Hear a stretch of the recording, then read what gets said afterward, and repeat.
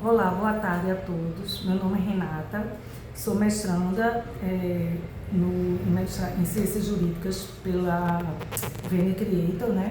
Estou aqui representando minhas outras colegas, Adriane e Elaine, para fazer uma breve apresentação sobre o artigo que elaboramos, que intitula-se A Intervenção do Poder Judiciário em Políticas Públicas, uma reflexão sobre o estado de coisas inconstitucionais. De autoria de Adriane Lapenda de Oliveira Ramos, de minha autoria, Renata Gondim da Costa Gomes Lapenda, e de Elaine Cristina Fosca, e sob a orientação da professora doutora Maria Emília Camargo, a quem desde já registramos nosso profundo agradecimento e reconhecimento. Cumprimento de forma especial os professores e pesquisadores, bem como os organizadores dessa terceira Conferência Internacional da VAN, agradecendo desde logo a oportunidade de representar este trabalho em um espaço acadêmico tão qualificado. O nosso trabalho propõe uma reflexão crítica sobre a intervenção do Poder Judiciário nas políticas públicas, especialmente em contextos nos quais se verifica grave, reiterada e estrutural violação de direitos fundamentais, situação que a doutrina e a jurisprudência contemporâneas passaram a denominar de estado de coisas inconstitucional. Trata-se de um tema que exige uma análise que ultrapasse o plano estritamente jurídico formal, alcançando dimensões institucionais, sociais e democráticas, sobretudo quando estão em jogo os direitos de grupos historicamente vulnerabilizados. No modo clássico de separação de poderes, compete ao Poder Executivo a formulação e execução das políticas públicas voltadas à concretização de direitos sociais, como saúde, educação, moradia e assistência social. Contudo, o estudo demonstra que essa concepção se revela insuficiente quando a omissão do Estado deixa de ser episódica e assume um caráter estrutural e persistente, comprometendo a força normativa da Constituição. Nessas situações, a ausência ou a falha reiterada de políticas públicas não pode ser compreendida como simples escolha administrativa legítima, mas como um descumprimento qualificado do texto constitucional, legitimando a atuação do Poder Judiciário como garantidor da Constituição.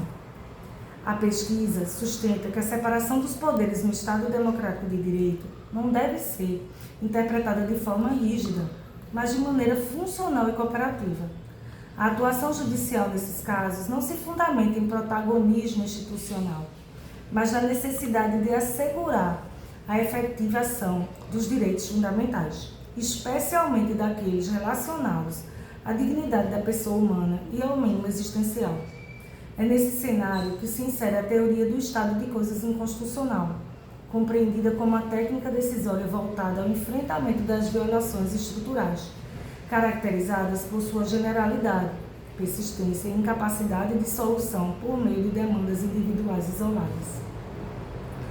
Trata-se de instrumento excepcional, não expressamente positivado no ordenamento brasileiro, mas extraído diretamente da força normativa da Constituição e da necessidade de sua proteção efetiva.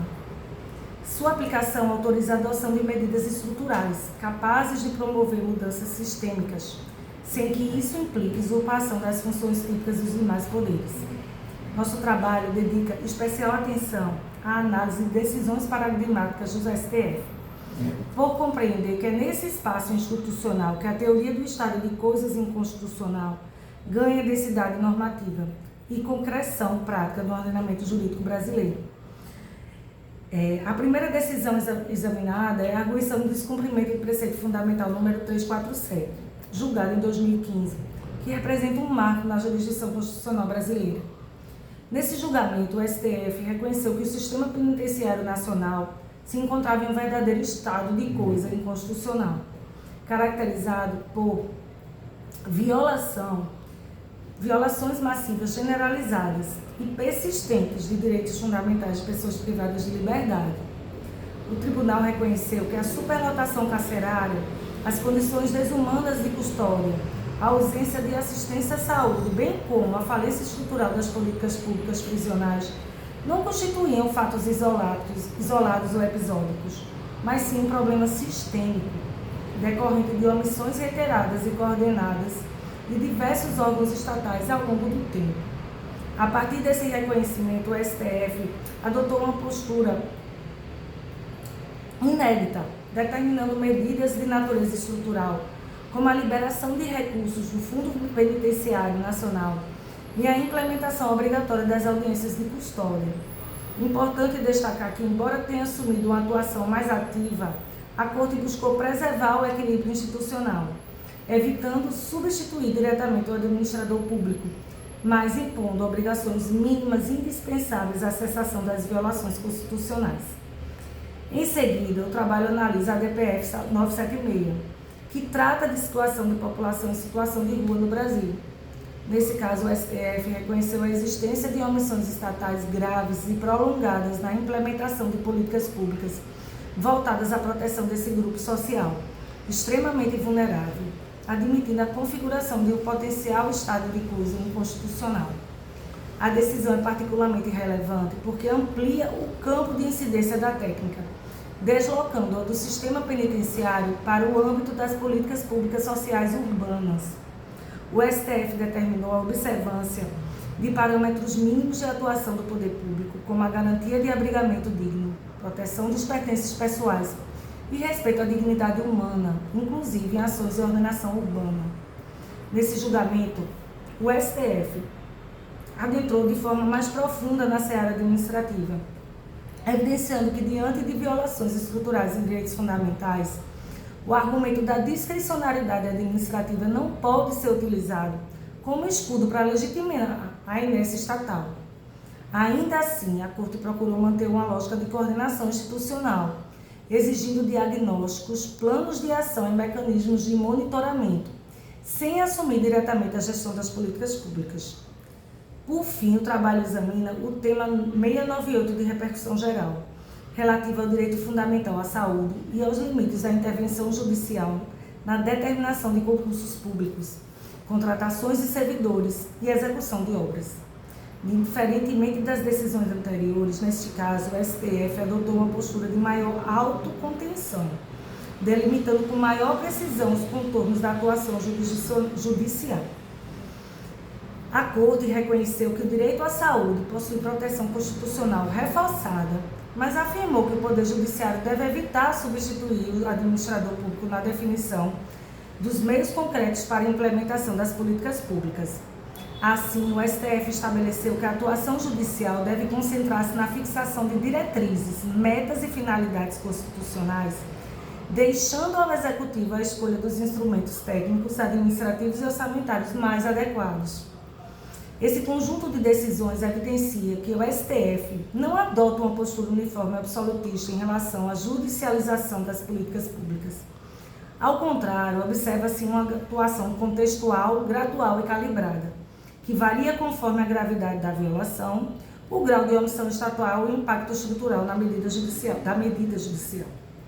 Dessa forma, o STF constrói uma jurisprudência que busca equilibrar, de um lado, a efetividade dos direitos fundamentais e, de outro, o respeito à separação dos poderes, reafirmando o papel do Judiciário como garantidor da Constituição, sem convertê-lo em gestor de direito das políticas públicas.